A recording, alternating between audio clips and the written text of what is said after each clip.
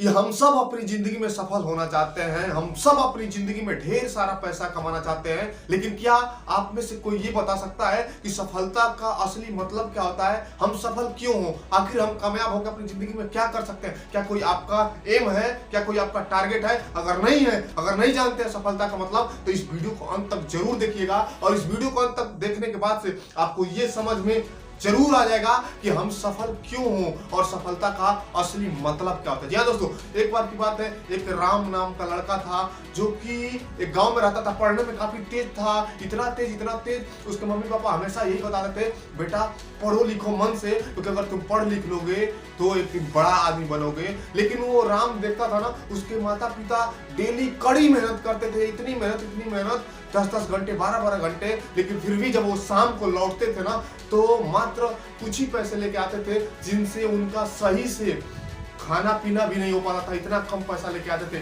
वहीं दूसरे के माता पिता मात्र 7 से 8 घंटे काम करके और एक अच्छी इनकम ले आते थे, और उस अच्छी इनकम से उनके घर का अच्छे से गुजारा चल जाता था। जब ये चीजें अपने वो मम्मी पापा से पूछते थे, तो उनके मम्मी पापा फिर से यही जवाब देते थे कि बेटा तुम मेहनत से मन लगा के पढ़ाई करो, एक दिन तुम भी बड़ा आदमी बनोगे और हम सबकी गरीबी दूर होगी।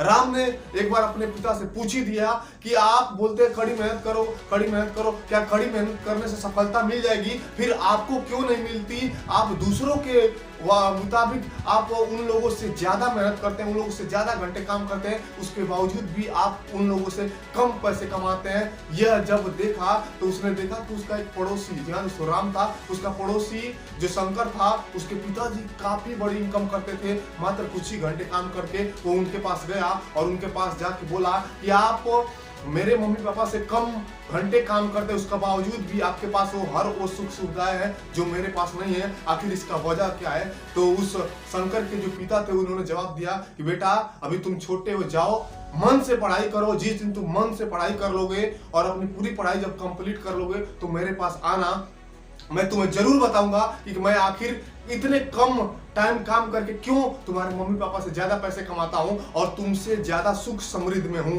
ये जब चीजें राम को शंकर के पिता ने बताया, तो राम को एक टारगेट फिक्स हो गया कि अब मुझे पढ़ना है, और उन्होंने दिल से पढ़ाई की और अपनी पूरी पढ़ाई अच्छे नंबरों से उत्तीर्ण की। फिर वो दोबारा उस शंकर के पिता के पास गया और बोला कि मुझे बताइए कि आखिर मैं आपकी तरह अमीर कैसे बन पाऊं, अब मैंने अपनी पूरी पढ़ाई खत्म कर लिए।